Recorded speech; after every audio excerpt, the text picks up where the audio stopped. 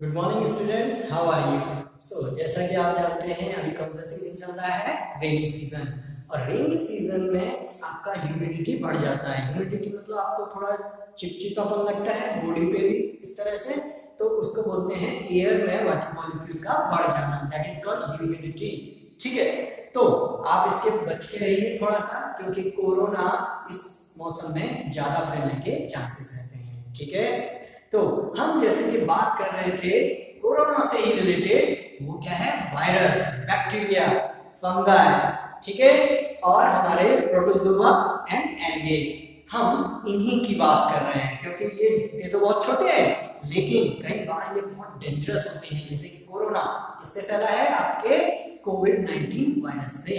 इसी तरह से आप देखते होंगे मेजॉरिटी जो होती है, मेजॉरिटी में जो बीमारियां होती हैं सब माइक्रो ऑर्गेनिज्म से ही होती हैं। इसलिए आपको बहुत ध्यान रखने की जरूरत है ताकि आपका हेल्थ अच्छा रह सके। तो जैसा हम पढ़ चुके हैं, 5 टाइप्स पढ़ चुके हैं किसके, माइक्रो ऑर्गेनिज्म के, bacteria, algae, protozoa, fungi, and fifth one is very special, virus.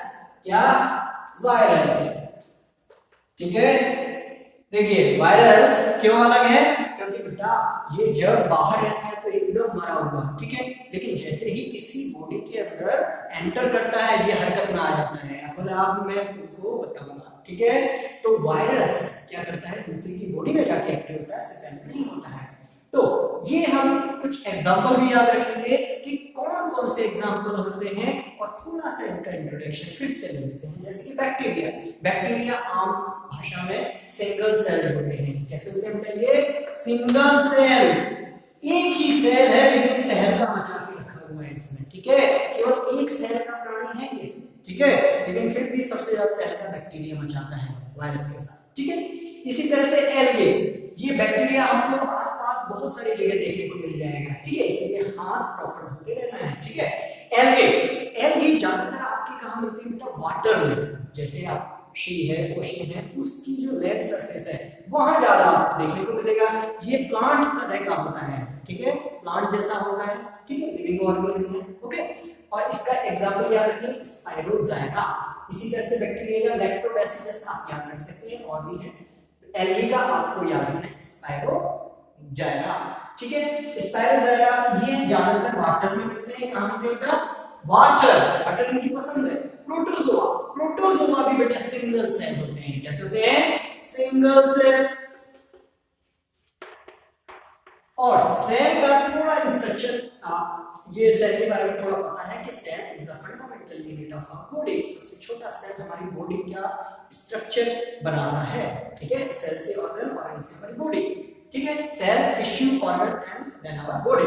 Protozoa, amoeba, paramecium, ये बेटा सिंगल सेल है, ठीक। उसके बाद इसको क्या पढ़ते हैं बेटा, फंजाई, क्या पढ़ते हैं, फंजाई, कई लोग फंगाई भी बोलते हैं, दोनों ठीक है, फंजाई, ओके। अब इसके ये कहां मिलता है बेटा, ये सड़ी गली चीजों का दीवाना है, ठीक है, जहां इसको सड़न महसूस हुई कि कुछ सड़ रहा है, समझ लेना वहां पे क्या आएगा, फंजाई, ठीक है। फंजाई वहां पे सड़ी गली चीजों में मिलता है। जैसे कि आप कभी भी कुछ फेंक देते हैं, ब्रेड वगैरह, तो ब्रेड पे आप देखते हो ग्रीन कलर के पैच आ जाते हैं, वही क्या है, ब्रेड मोल्ड, ईस्ट, जो कि फर्मेंटेशन में बहुत यूज आता है। आगे देखेंगे पेनिसिलियम, पेनिसिलिन एक क्या है, आपका मेडिसिन में यूज आने वाला एंटीबायोटिक है, ये पेनिसिलियम से ही बनता है, ठीक है। अब वायरस, वायरस आप जानते हैं बहुत सारे तरह की बीमारियां फैलाते हैं, चिकन पॉक्स वगैरह वायरस से फैला, ठीक है। इसी तरह से आपका पोलियो है, ठीक है, ये सब किससे होते हैं, वायरस से, ओके। अब ठीक है, बीमारी फैलाते हैं, नो डाउट, उन बीमारी फैलाने वाले जितने भी माइक्रो ऑर्गेनिज्म उनको बोलते हैं पैथोजेंस। क्या बोलते हैं बेटा, पैथोजेंस, पैथोजेंस, ठीक है। लेकिन अभी हम बीमारी की बात बिल्कुल नहीं करेंगे, बहुत ज्यादा हम परेशान हो चुके हैं बीमारी से। तो चलिए देखते हैं, कुछ फ्रेंड्स बनाते हैं, और वो फ्रेंड्स हमारे बहुत छोटे हैं, और ये फ्रेंड्स और कोई नहीं बेटा, हमारे माइक्रो ऑर्गेनिज्म हैं। तो ये बेटा हमारे फ्रेंड की तरह भी काम करते हैं। बोले सर फ्रेंड की तरह कैसे काम करेंगे, तो चलिए देख लेते हैं किस तरह काम करते हैं। तो ये जो हमारे माइक्रो ऑर्गेनिज्म हैं, ये बेटा हमारे फ्रेंड की तरह भी काम करते हैं। चलिए देखते हैं कैसे। जैसे कि बेटा बेटा आप लोगों ने दही किसने खाया? कर्ड, सही खाया। इसी तरह से ब्रेड, केक तो खाया होगा बेटा, आप बर्थडे मनाते हैं, केक लेके आते हैं, है ना, इडली डोसा खाया होगा। तो ये जितने भी आइटम मैंने बोले इसमें बेटा माइक्रो ऑर्गेनिज्म का बहुत बड़ा रोल है। तो सबसे बड़ा रोल इनका आता है फूड इंडस्ट्री में। किसमें बेटा? Food industry. पहली इंडस्ट्री है फूड इंडस्ट्री, ठीक है। इसमें फूड इंडस्ट्री में देखो आपने जैसे अभी बैक्टीरिया पढ़ा लैक्टोबैसिलस, तो लैक्टोबैसिलस आपका कर्ड बनाता है। क्या बनाता है? कर्ड, दही, ठीक है। जैसे ही आप जामुन डालते हैं दूध में तो वो फटता है, ठीक है, और क्या बनाता है? कर्ड। इसमें लैक्टोबैसिलस का बहुत बड़ा हाथ है, लैक्टोबैसिलस, ठीक है। तो आप अगर आप ऐसा देख सके माइक्रोस्कोपी की मदद से तो आप देखेंगे दही में बहुत छोटे छोटे लैक्टोबैसिलस घूमते रहते हैं। अगर आपने गलती से देख लिया तो आपकी दोबारा दही खाने की इच्छा नहीं होगी, ठीक है, इसलिए ना ही देखें तो ठीक है।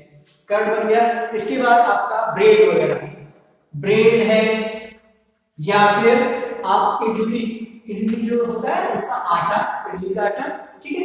इसी तरह से इडली के बाद केक वगैरह है, इनका जो बेटा फ्लोर होता है आटा, जैसे मैदा है या सिंपल व्हीट फ्लोर है, तो जो भी आटा वगैरह होता है, मैदा वगैरह फ्लोर या मैदा, ठीक है, मैदा बोल सकते हैं। जब इसमें थोड़ा सा हम अगर ईस्ट मिला दें, क्या मिला? ईस्ट। ईस्ट क्या है बेटा? फंजाई, ठीक है। तो अगर मैंने इसमें ईस्ट मिला दिया तो आप देखेंगे जो हमारा आटा है ना वो क्या है? फूल के ऐसे ऐसे फूल जाएगा। अब फूला क्यों? उसका साइज क्यों इंक्रीज हुआ? क्योंकि आपके ये जो माइक्रो ऑर्गेनिज्म बहुत तेजी से बढ़ते हैं, तो उसको क्या करते हैं? वो उसको फुला देते हैं, ठीक है, उसके साइज को बढ़ा देते हैं, इसलिए तो वो इतना सॉफ्ट लगता है छूने पे आपको ब्रेड वगैरह, ठीक है। इस तरह से ये देखिए इसमें भी काम आ रहा है, ठीक है। तो देखा फूड इंडस्ट्री में काम आया। इसी तरह से जो अल्कोहल है, वाइन्स है, ठीक है, अल्कोहल वाइन्स, ये जो कि शराब वगैरह है, इसमें भी या वाइन्स वगैरह आपका, इसमें भी आपका बहुत बड़ा हाथ है। किसका? माइक्रो ऑर्गेनिज्म का। होता क्या है बेटा, देखो जितने भी चीजें जो कि ग्रेन से रिलेटेड है, जिनमें शुगर होता है, तो ग्रेन जो होते हैं क्रॉप्स, उनमें ज्यादा होता है, क्या होता है? शुगर होता है। तो जितनी भी चीजें हैं उसमें अगर आप ईस्ट मिला देंगे, सपोज करिए ये ग्रेन्स है, इसको मैंने टेस्ट ट्यूब में ले लिया और मैंने थोड़ा सा ईस्ट इसमें मिला दिया, ईस्ट ऑर्गेनिज्म, तो कुछ समय आप देखेंगे कि उसमें बड़ी तेज स्मेल आ रही है, बहुत गंदी स्मेल आती है, बहुत सड़ा हुआ। तो देखो जो दारू पीते हैं या वाइन पीते हैं तो वो एक तरह से बहुत ही गंदा सब्सटेंस यूज कर रहे हैं, क्योंकि वो क्या है? सड़ी गली चीजें ही हैं एक्चुअली, ठीक है। तो ईस्ट उससे क्या बना देता है? उसको फर्मेंट कर देता है। इस प्रोसेस को बोलते हैं फर्मेंटेशन। क्या बोलते हैं बेटा? फर्मेंटेशन, ठीक है। कौन? अल्कोहल और वाइन आपकी उसी से ही बनती हैं। इस प्रोसेस को बोलते हैं फर्मेंटेशन। क्या रहेगा बेटा? फर्मेंटेशन। और सबसे पहले ये प्रोसेस एक साइंटिस्ट ने देखी थी, ठीक है, जिनका नाम था लुईस पाश्चर। क्या नाम था बेटा? लुईस पाश्चर, ठीक है। इन्होंने सबसे पहले ये प्रोसेस देखी। इसलिए जब भी आपसे पूछा जाए बेटा फर्मेंटेशन किसने डिस्कवर किया? लुईस पाश्चर ने। क्लियर है? चलिए फूड इंडस्ट्री देखी, उसके बाद नेक्स्ट इंडस्ट्री जहां हमारे माइक्रो ऑर्गेनिज्म फ्रेंड की तरह काम करते हैं, वो इंडस्ट्री है आपकी। अच्छा, ये जो आपने वाइन वगैरह देखी ना, वाइन, अल्कोहल, इनका इंडस्ट्री में बहुत यूज है, तो इसको कॉमर्शियल की कैटेगरी में रख देते हैं। इसमें कॉमर्शियल में, तो सेकंड कॉमर्शियल, ये कौन सा? कॉमर्शियल, ठीक है। तो आपका अल्कोहल और वाइन किसमें आ गया? अल्कोहल का प्रोडक्शन, ये आपका कॉमर्शियल यूज, ओके। फिर थर्ड आता है हमारा सबसे इंपॉर्टेंट मेडिसिन। किसमें? मेडिसिन में, मेडिसिनल यूज। तो देखिए कितना बड़ा कॉन्ट्रैक्शन है नेचर का कि जो माइक्रो ऑर्गेनिज्म है वही डिसीज फैलाते हैं, वही बीमारी पैदा करते हैं। और खुशी की बात यह है कि यही उसका उपचार भी करते हैं, यही उसको प्रिवेंट करने के लिए काम आते हैं। तो किस तरह से देखिए, बहुत सारे एंटीबायोटिक्स आप अगर कभी जीवन में बीमार पड़े होंगे, ठीक है, तो सबसे पहले डॉक्टर आपको यही देगा। आपने कभी गौर नहीं किया होगा, डॉक्टर सबसे पहले आपको एंटीबायोटिक्स ही देता है ताकि जो बीमारी आपको डिसीज में जकड़ रखा है उसके जो वायरस बैक्टीरिया जो भी है वो आगे इंक्रीज ना कर पाए, ठीक है। तो ये एंटीबायोटिक्स इसी बनते हैं। सबसे फेमस जो होगा पेनिसिलिन, आपने सुना होगा पेनिसिलिन, पेनिसिलिन, ठीक है। ये जो पेनिसिलिन बना ये इसी से बना, और ये किसने डिस्कवर किया सबसे पहले? Alexander Fleming. इस साइंटिस्ट का नाम भी याद रखना है बेटा। इसकी खोज किसने की? अलेक्जेंडर फ्लेमिंग थे, एक साइंटिस्ट, फ्लेमिंग, ठीक है, याद रहेगा। ओके, इसी तरह से और भी बहुत सारे एंटीबायोटिक्स हैं, आप याद रख सकते हैं, जैसे कि इंपॉर्टेंट है स्ट्रेप्टोमाइसिन, स्ट्रेप्टोमाइसिन, ठीक है, क्लियर। स्ट्रेप्टोमाइसिन के बाद आपके जैसे टेट्रासाइक्लिन, टेट्रासाइक्लिन और एरिथ्रोमाइसिन, बहुत सारे एंटीबायोटिक्स आजकल मार्केट में आ गए। इनमें आपके माइक्रो ऑर्गेनिज्म का बहुत ज्यादा रोल है, तो याद रहेगा। इसी तरह से आपने सुना होगा वैक्सीन, वैक्सीन में भी बहुत ज्यादा यूज होता है। जैसे कि वैक्सीन आपने सुना तो होगा, आप में से कई लोगों का वैक्सीनेशन हुआ भी होगा, ऑलमोस्ट सभी का, हमने स्कूल में भी कराया था। तो वैक्सीनेशन क्या होता है दोस्तों? वैक्सीनेशन में क्या करते हैं, एक इंजेक्शन देते हैं, उस इंजेक्शन में क्या करते हैं, उस बीमारी का जिस डिसीज का आपको वैक्सीन लगाया जा रहा है, सपोज करें पोलियो का आपको वैक्सीन लगा, तो उस इंजेक्शन में पोलियो के जो मरे हुए या बहुत वीक आपके वायरस हैं उनको उस इंजेक्शन में डालेंगे और सीधा आपकी बॉडी में छोड़ देंगे, ठीक है। अब वो जो डेड और वीक वायरस है वो जब हमारे पोलियो के अंदर जाएंगे तो हमारा जो इम्यूनिटी सिस्टम है उसको घेर लेगा और ताबड़तोड़ उस पर गोलीबारी करेगा, ठीक है, और उसको मार गिराएगा।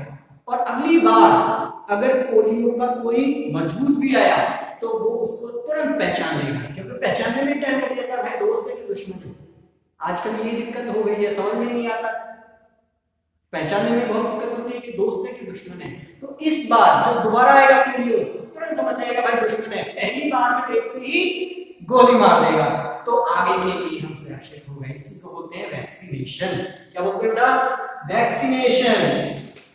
और वैक्सीनेशन की खोज की थी साइंटिस्ट एडवर्ड जेनर। कौन थे इसका क्रेडिट लेने वाले? एडवर्ड जेनर, ठीक है। उन्होंने जो एनिमल्स हैं, सबसे पहले उन्होंने एनिमल्स में वैक्सीनेशन करके देखा, ठीक है। तो ये आपको याद रखना है, ठीक है। ये कुछ यूज हुए, हम माइक्रो ऑर्गेनिज्म को फ्रेंड की तरह ट्रीट कर सकते हैं। इसी तरह से आपने देखा होगा पढ़ के भी आए होंगे, जो रूट्स होती हैं उसमें आपके जो राइजोबियम होता है बैक्टीरिया, वो क्या करता है, वो आपकी एटमॉस्फेयर की नाइट्रोजन को नाइट्रेट्स में कन्वर्ट कर सकता है ताकि प्लांट्स उसको ले सके और न्यूट्रिएंट्स आ सके। तो देखिए आपके एग्रीकल्चर फोर्थ अगर मैं यूज पढ़ूं तो एग्रीकल्चर में भी माइक्रो ऑर्गेनिज्म का बहुत बड़ा रोल है। इसी तरह से अगर मैं और यूज देखूं तो आपका जब डेड बॉडी है या प्लांट बॉडी है वो खत्म हो गया है, तो उसको साफ करने के लिए, इसको डिसइंटीग्रेट करने के लिए कौन यूज होगा?